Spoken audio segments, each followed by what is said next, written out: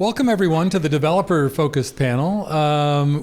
Really excited today to welcome Olivier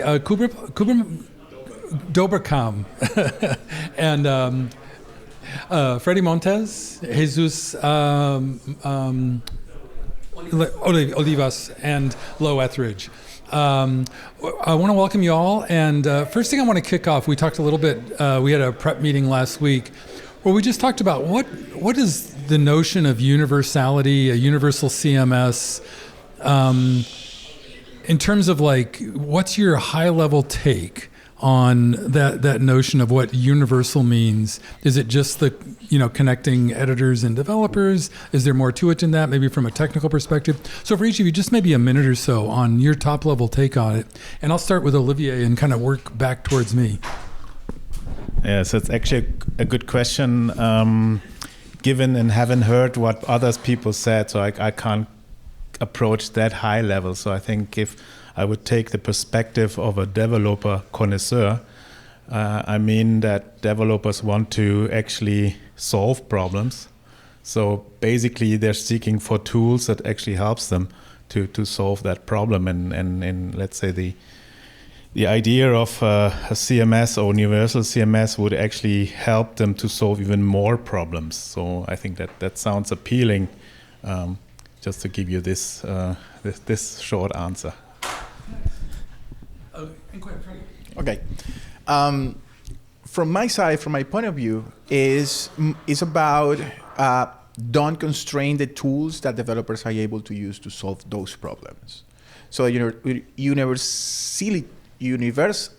in general, or universal in general, for me, in a case from the developer perspective, is agnosticism. Like, we shouldn't, as a CMS vendor, we shouldn't impose any particular technology or architecture.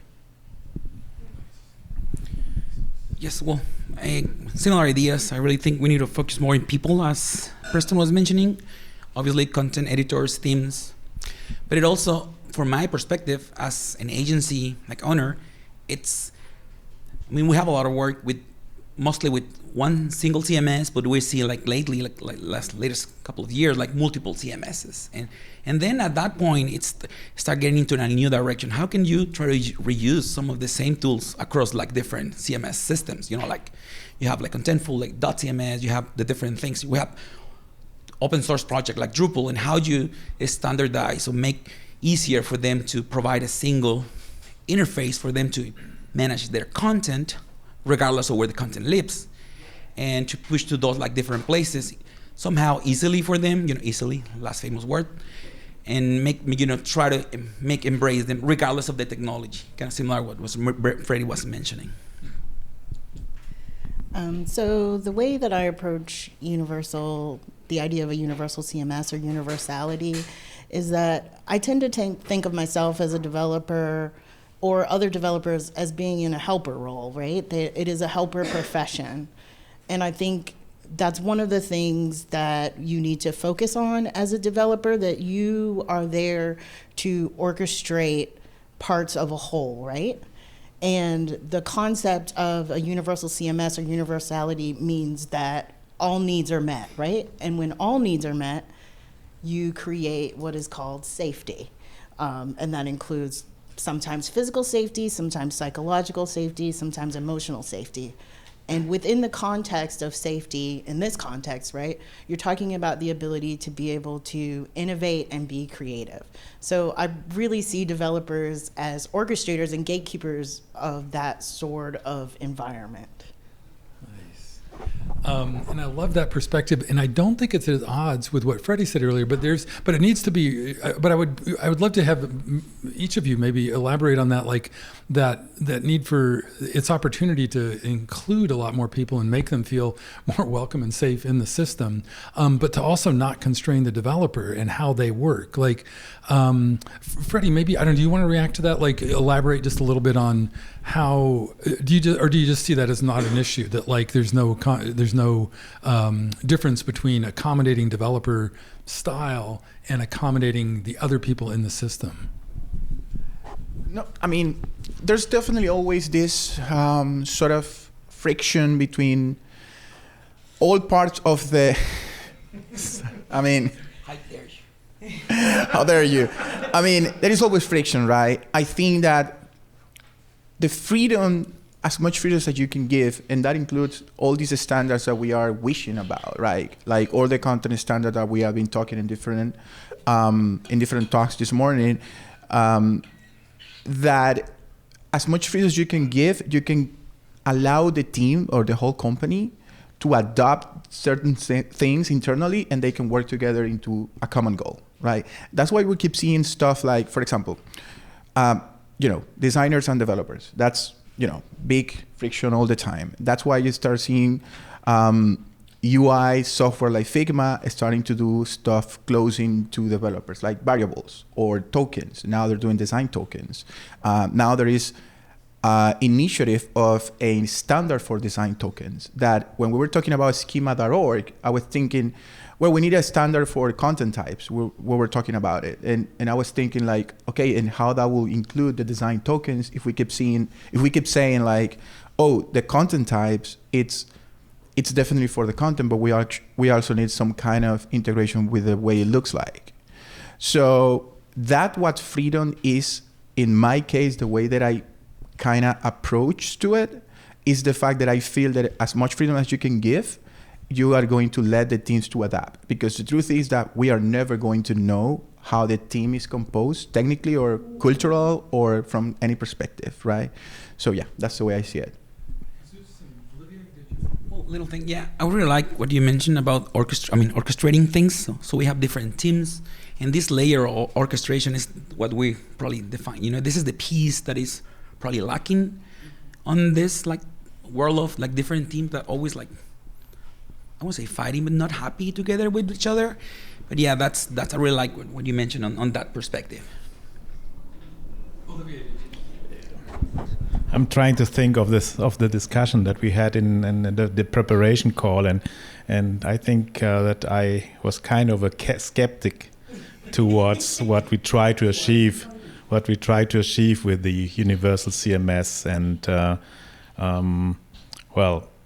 might be that at the moment what I reckon within all our vendor systems is that we are just adopting our system or adapting our system to AI-generated content.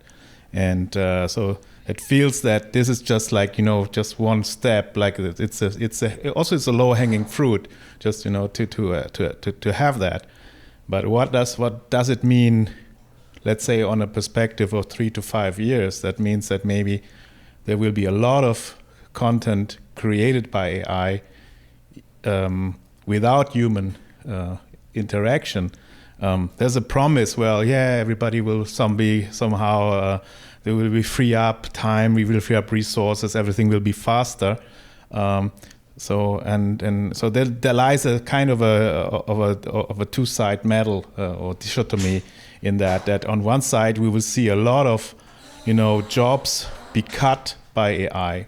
Be it developers, be it content editors, be it content creators, and the AI will not be able, actually, on the other side, to actually orchestrate that. So I think that is what we felt out of the discussion that we had. So for me, the bigger question, and Preston, I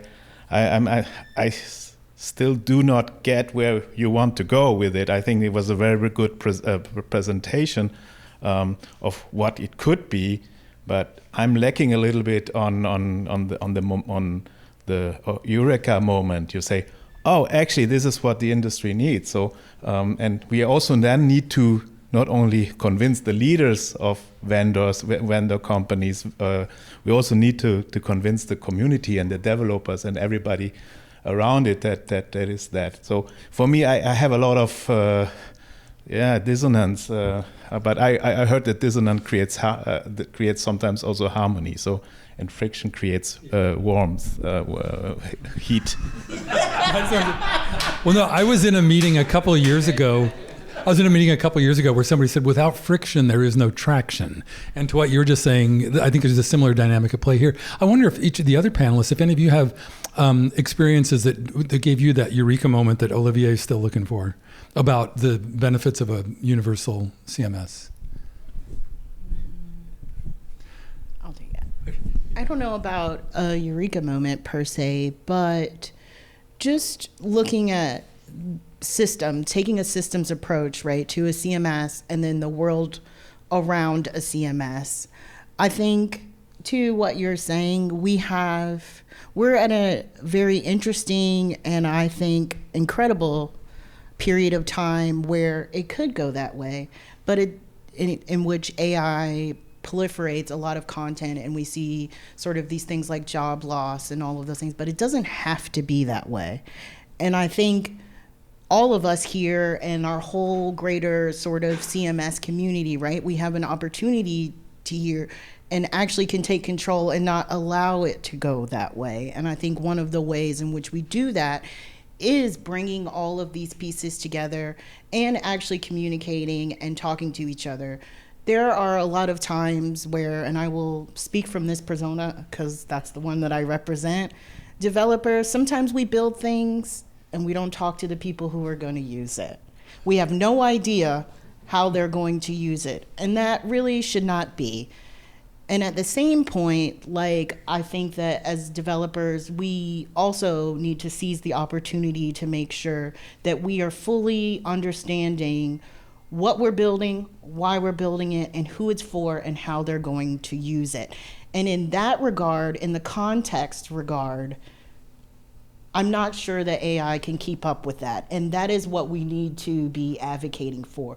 The sort of collective efforts, the empathy in terms of, I understand what my fellow colleagues are going to use this tool that I am building for, and they in turn understand why, as a developer, I might need to build certain things within, or why the API endpoint needs to be this particular way. But there's too much of we're not talking to each other, this sort of silo thing, neither side or multiple pieces, right? We don't understand what each other is doing. But at the end of the day, we are a part of organizations in which we're trying to have a shared goal and shared accomplishment in terms of where the business or the organization is going, right? So in that standpoint, we should be having a united front. Getting back to my agency point of view, what we see a lot, it's like, we work in this like long projects for migrating to one CMS to the other. You know, like they have one CMS and they want to move to another one. And most of the cases lately, last 4 years, like they're moving away from a monolithic CMS in a decoupled way, right? Regardless if they keep the CMS or they change, they want to have this modern front-end framework. And at that time, you know, it's like when it's the same CMS, it's easier because definitely content types, nothing changed. But then when they switch the CMS, it's where things start getting a little more complicated. You know, it's like how we translate those content types. There is a, you know, a standard way of doing that. We all know the answer. It's not yet. But the thing is, if you switch the system, then you gave to people a different, you know, interface to manage those things.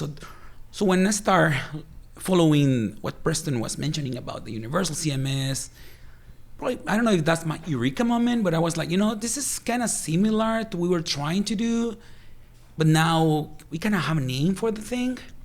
I really like the idea of how it's happening, you know, the universal editorial experience. I know there's a lot of complexities that is going to arise because of that. But at some point, you know, again, different systems, you need to unify those into a single place. Those migrations could be in one step. You need to be like some gradually migrating. So again, then we introduce how we handle like multiple data sources on the same interface. So again, there's way too many challenges. We're seeing it. But again, it's more how we see it. It's more about like if you're moving to a place to the other, try to make easier for the content teams and editorial teams to like not having to rewire their brains with the new interfaces and also for front ends or for developers for having to again to how to rewire the brains to how to connect the dots and how data is coming from this source and now this different source can standardize the way we expose the data, the way we consume the data, and the way we provide an interface for content editorial teams to enter that particular data. Did you want to add anything? Yeah. My eureka moment for this concept actually came when I got customers start yelling at me because they weren't able to edit the pages. That's exactly my eureka moment. And my second eureka moment was Preston start being my boss. So I got 2 of them. But now being serious, the first one is the right one. So we're start doing the editor, right? We rebuild our editor, and it works wonderful for monolithic and traditional pages. And then we start seeing more and more people using, I mean, I'm gonna say headless right now, but honestly, the people just trying to put their content in other places besides a web page, right? Or a web page within .cms. And at that point is that we start seeing, okay, our editor is great for this very particular use case, but the truth is that content is, these people are not creating content only for that page. They're creating content for a bunch of different things. So at that point that I started like looking around and see what other people were doing and talking to developers. I participate in a lot of communities of developers in Costa Rica that do different things, and they were facing similar issues. They were like, okay, I'm creating this content and I put it out, and then the people that I work with, the content author, they don't know what to do with it. They kind of like change the title here, but it doesn't look the right way there, but then it doesn't read here, and then how do that match with semantic HTML inside a React component and all those sort of things. So that's what got me start thinking about this. Oh, Olivier. So I wonder, isn't that something like, there's a German song called Every Generation Has Its Own Disease. I've got mine. What's your please, right? So the question is that here. So we've heard it early on. So my question is, what is the swine or pig cycle here that we're undergoing, and how can we break it, right? How can we actually teach and talk to each other through our communities and through our different roles and so on and so forth, from a technical point of view, from a knowledge point of view, what kind of wisdom can we also try to get together? So I see this event as, and also see this panel as kind of a place where this can condense to a certain point where we say, okay, let's follow up on this, let's continue this. There's standards. If we're talking interoperability, and if you're talking that, why? And I even think that I saw somebody writing on LinkedIn that it's actually the business model of content management vendors actually not to be interoperable. And I remember 10 years or 15 years ago, there was a project I worked on, and we tried to make computers forget all the stuff that we're creating, because there's a lot of BS going on in this world that we just create, and then it sits there and it starts to smell and to but it's still there. So this gives also the people the chills working with that stuff. So we wrote a CMIS adapter or CMS library in PHP. CMS is the Content Management Interoperable Standard. So you see my word, my tongue is difficult on that word. So we wrote that PHP library to feed that. And at the time there was Alfresco, there were Nuxeo, there were all those enterprise content management systems that are no longer that hot, no longer that hip, And I believe also they were kind of very strict on things, how they wanted to do, what they wanted, how people needed to work with it. But with that standard, we were able actually to feed the content into a machine that actually try to understand what is this content all about. So 10 years ago. So funnily, the only guys who used the CMS library were the guys from Drupal. In Typo 3, nobody used that because they said, well, we don't need that. We don't. So it was kind of, but I try to, we need to overcome, first of all, this not invented here thing. We need to say, all right, what else? What can we do? What is the path of a transformation? And also, if we talk about content, we always also have an idea of content is kind of static. Content is not static. Content is evolves through time. Content has a lot of dimensions attached to it that I think you, Rebecca, said some minutes ago. Yeah, it's about the context, and only with context structure makes sense, right? This is the thing that I understood. So we need to have all this wisdom. We need to put it together, and we need to have it under one line, one vision. Yeah. And a couple of ideas about how to maybe do that have arisen, like the notion of orchestration or just people getting along better. And whenever I think of people getting along better in the developer world, I'm going to hand the mic to Lo. So I think what you're really hitting on is, again, sort of the siloing situation. And I think events like this is why they're so powerful, because a lot of times when you go to summits or conferences, they are very specific to what you do, right? And you never interact with all the rest of the pieces or the organization that you work for, because they're going to their own conferences. They're at a content conference, they're at an information architecture conference, they're at a marketing conference. And you have all of these little sects of knowledge, right? But they're not together. So I think part of solving this is recoupling the humans. I talk about that all the time. You've got, just because you have a separation of concerns, that's great. We want that in architecture. We do not want that in humans. The humans need to agree first and foremost what the concerns are.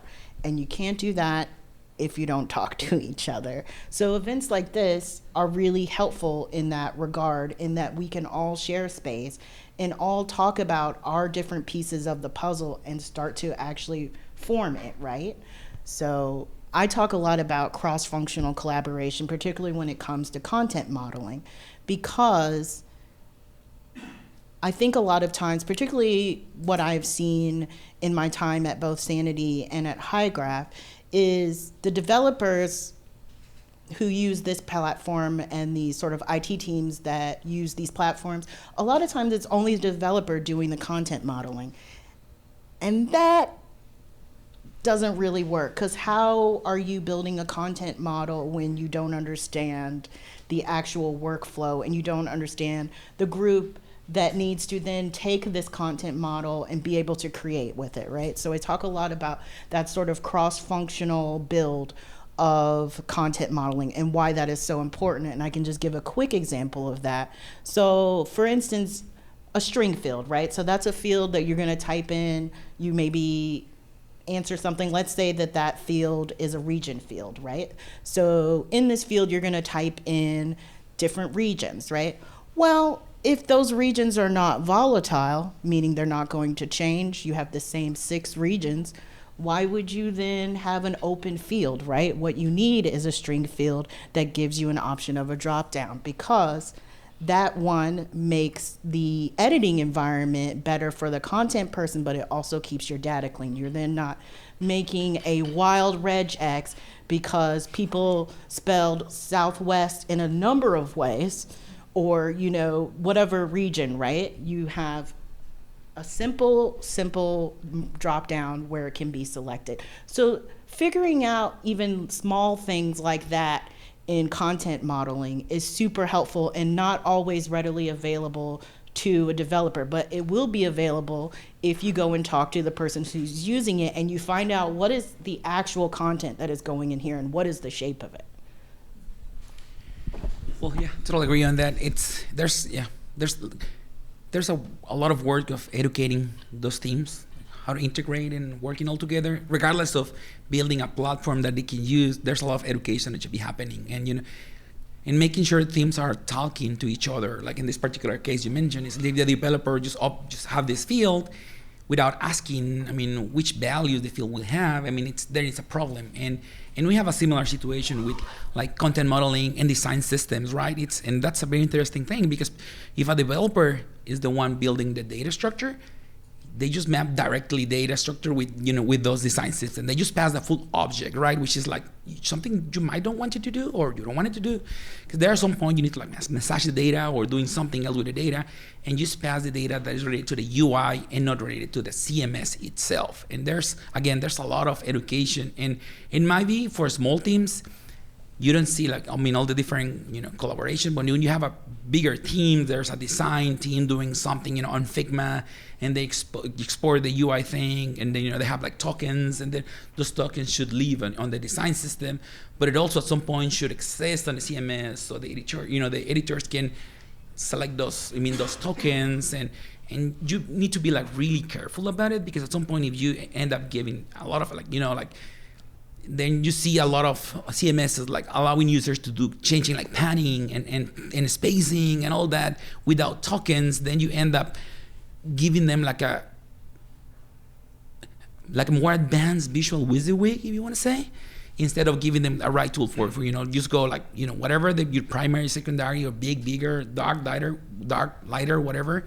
So again, there's a lot of communication that should be happening on those different teams, content team, developers, whoever it's the design system teams, and all, they should agree at some point in what they wanted to build, how they wanted to build, and then in the end, which tool they're gonna use to build the thing. That I love the introducing the design system. That's a whole other element to this. But hey, but we're almost at time, but I want to open it up. Is there anybody in the audience who has a question that you'd love to hear from the panel on? Okay. Maybe I'll just ask each of you then anything quick and last. There's so much in here. One of the things that occurred to me, I'm putting on my UX designer hat, is the notion of cognitive load. It's like there's a lot of that going on here. Everything you all said was like there's a lot of headspace that people need to manage better. I'd love it if each of you could give us maybe a quick thought on like how a universal CMS might help calm people down. And whoever wants to go first. Does anyone want to go first? Yes.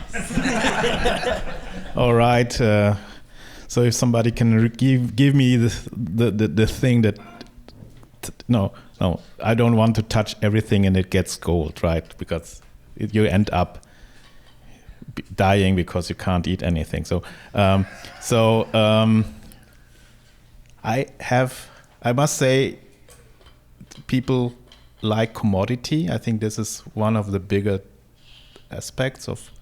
Everybody wants to work less or wants to have faster results. So I think we're getting a glimpse into how intelligence, I don't know if it will be a AGI will help us to do so, but at least we'll see that at least part of the management will be taken over by AI. And side note, I think most of the vendors don't produce content management systems because they don't really manage the content. They just create the content and publish the content. So I think that is one of the takeaways that I got this year, that we might need to have a look at the management aspect. So that is what I want to say. So I hope that we get more systems that help us to manage the load, not to manage the work. Yeah. I don't think there is a silver bullet for it. I don't think there is just one particular thing that you can do. I think is not only relies on the CMS as a platform, as a UI. I think it depends on a lot of people from content architecture, developer, designers, just to get together and make this project easy or easier or as easy as possible for everybody. We can keep talking about it and name 100 different ways that we can do that, but I don't think there is just one thing. Well, I think it's, again, we're getting back to education, communication, making sure teams are aligned together and agree and disagree as well, right? Because not everything could be as we want it, but yeah, it's more about like that, like making sure we all get as much as we can for each team, so they are happy with their tools, they are happy with their system, they are happy with the process, and I think that's what it is, how I see it. Yeah, and I think one of the ways that you make people happy with a tool, right, is that you put them in it. If you don't see yourself in the system in which you use, it's going to frustrate you. You're not going to have a good time using it. And that also is a hindrance to things like productivity and creativity. If you have a number of tasks to do during the day and you only have 2 content changes within your CMS, right? but it takes you way longer than you wanted to. You can't even find that content.